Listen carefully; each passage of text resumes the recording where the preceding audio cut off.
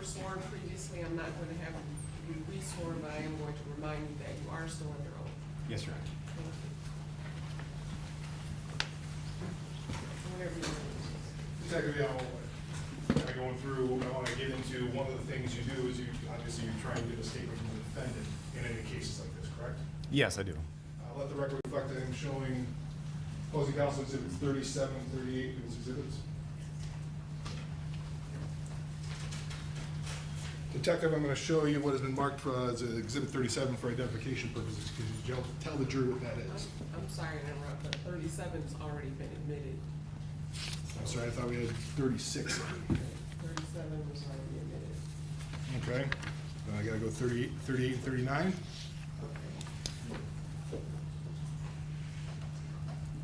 Okay.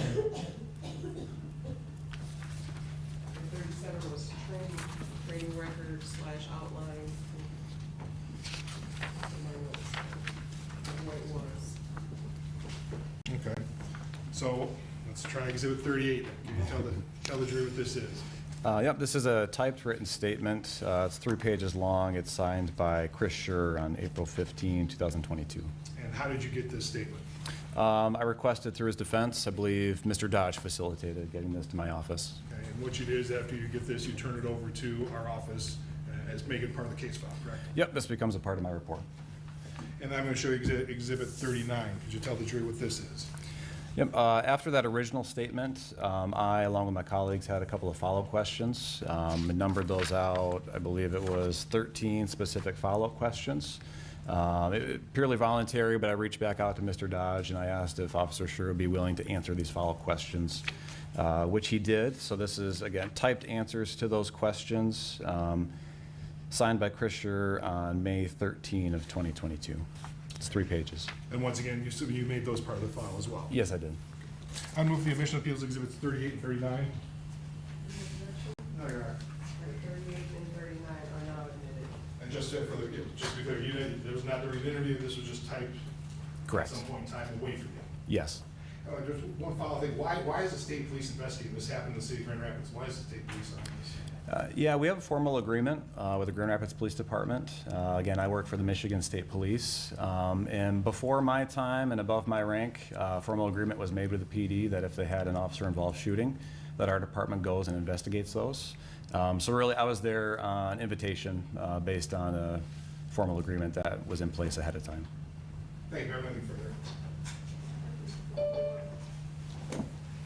Morning, Detective. Good morning, sir.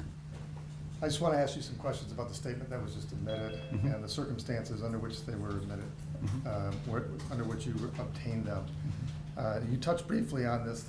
Now, this was obviously a case that drew a lot of attention from the public. Is that fair? Yes, it is. Okay. And you were among several detectives that were working on this case? Yes. Okay. And you recognize that Christoper Schurr was under no obligation to give a statement, right? No, this is purely voluntary. Okay. And if you, in a normal case, went out to talk to somebody and said, we would like to talk to you, if they said, we don't want to talk to you, then you can't force them to talk to you, right? No, and that carries no weight with me, the response. Okay, but you were doing this investigation, there's a lot going on, and you wanted to hear from him, and you reached out to his attorneys, right? Yes, I did. Okay.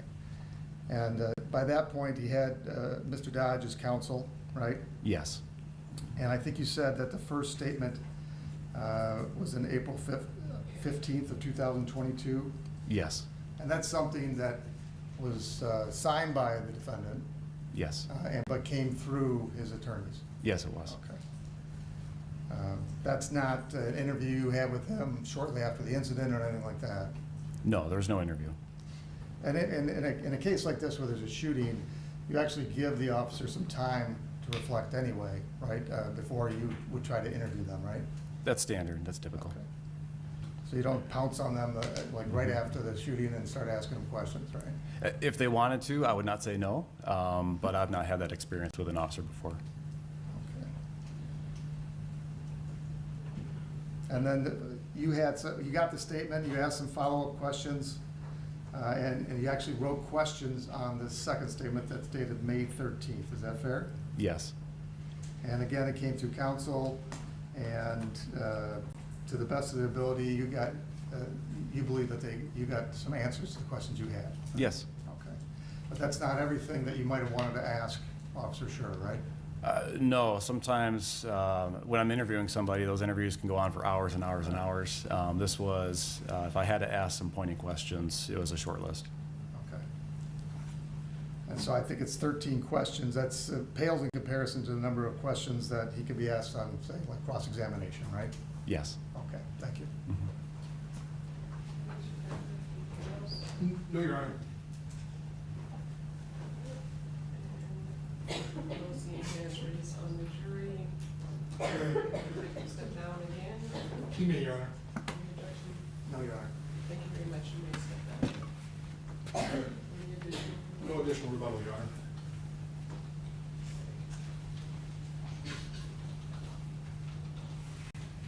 All right, so I would like to take a break because looks like the evidence is complete, but we need to go over some things outside of your presence prior to closing arguments.